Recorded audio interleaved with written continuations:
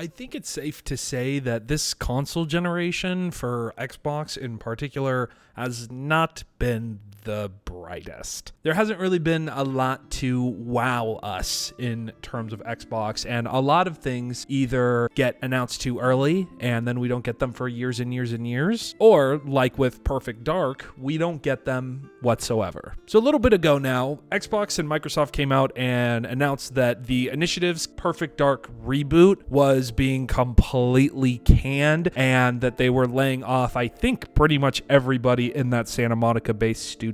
Now, this game was shaping up to be good. A lot of what we were shown looked decent, and honestly, to a lot of people, looked very promising. However, I like to say it's the Cyberpunk 2077 effect, where you're just shown lies and not real game footage. Almost as if they curated footage to make a game look good to get people excited for it, when in reality, they really had nothing to show. So back in December of 2020, what a year, the initiative revealed the Perfect Dark Reboot at the Game Awards. And then I think it was last year, we got our first real gameplay footage showcase for what would become Perfect Dark. And then right after that, Microsoft just laid them all off and closed the project. Now, why am I talking about Perfect Dark today? I never really talked about it just because I don't have a very good relationship with Microsoft anymore. I have an innate bias towards liking them for the most part. So that bias also made me not really want to talk about the negatives, and I apologize for that. I try to be as fair to Sony and Microsoft and Nintendo on this channel as possible. We all have innate biases though. So, I mean, you can fault me for that if you would like. But I think now it's been about 2.5 months since Perfect Dark was fully canceled. We've actually gotten some internal documents from the project that have leaked. Now, from what we saw, this game looked very much like a first-person spy thriller, and these documents highlight that. There was apparently going to be this adrenaline system that would treat adrenaline as a regenerating resource that players could spend on abilities, things like bullet time, improved aiming, or just in general faster movement. And then there is another thing that was mentioned in these leaks, a relentless system that was mentioned, but there wasn't any detail on it. And this game was really aiming for an eco sci-fi aesthetic, and I think that was fairly clear from the gameplay footage. However, I wanted to talk about this today just because A, it's a little slower, and I thought this would be a more laid-back video than something big. But B, I think it's just important to highlight that games get announced so early before they're even developed nowadays, that when you're 4 or 5 years into the development cycle and then something negative happens that completely drains the studio, you're kind of screwed. And that seems like that is what happened here. So it seemed like the initiative was working on the game's first vertical slice until April 2025. That means that this game,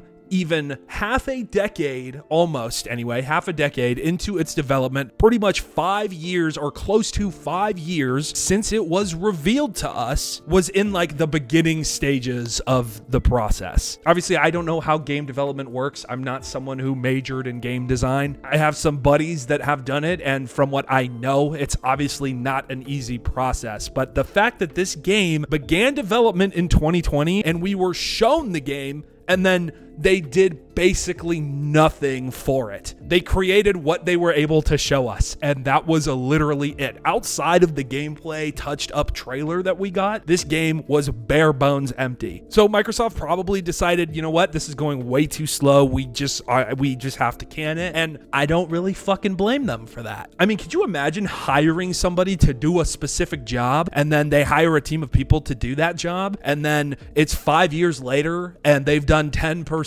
of the actual job? I think anybody would lose their fucking career over that, to be honest. Not to say that I don't feel bad for the employees and just for the overall general terrible state that Microsoft has been in. I think that they've laid off around 9,000 employees as of recently, according to GameRant. But even in this article, it says that the first vertical slice is mentioned as part of Season 1, which strengthens prior rumors about the reboot being envisioned as an episodic game. And at the end of this article, they say that now, since the initiative is basically just completely decimated, any future Perfect Dark revivals would likely require a complete reboot under a different studio. So honestly, for all of of you Perfect Dark fans, I apologize. I've never played the original games, but I was really looking forward to this one, which is funny because it kind of fits that cyberpunk style, like the cyberpunk 2077 style. And we all know what happened with that game's development. And it seems like the initiative was just following in CD Projekt Red's footsteps, which is not a studio you want to follow in the footsteps of. I just think it's so crazy to me that they did nothing almost, or I guess they had a part of this game finished. I don't even know how that would have worked, because obviously with episodic game releases, you think of games like Telltale's The Walking Dead, things like that, where it's more of a story game and there's not too much gameplay. This was a first-person shooter. So how the fuck would you have done episode? That doesn't even make sense to me. But I think it's important to highlight stuff like this simply because we are in such a weird state in the gaming industry right now. And this is not the first game to do something like this, right? We had Star Wars Eclipse show their first trailer ever, and it was literally just so that way they would get people to come work for them. And then same with that Mass Effect trailer we got like a year or so ago. I just think that's so ridiculous. I think it's so gross. I really miss when games were not only cheaper, for one, because everything's so fucking expensive, but I miss when games would have a 2-year cycle,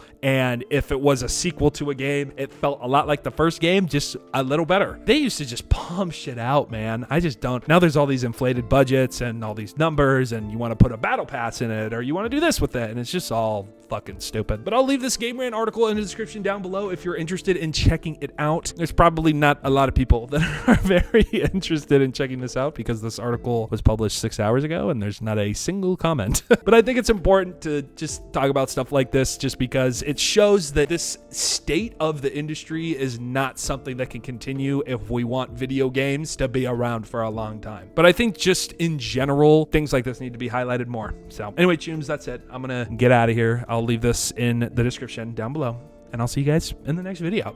Peace out.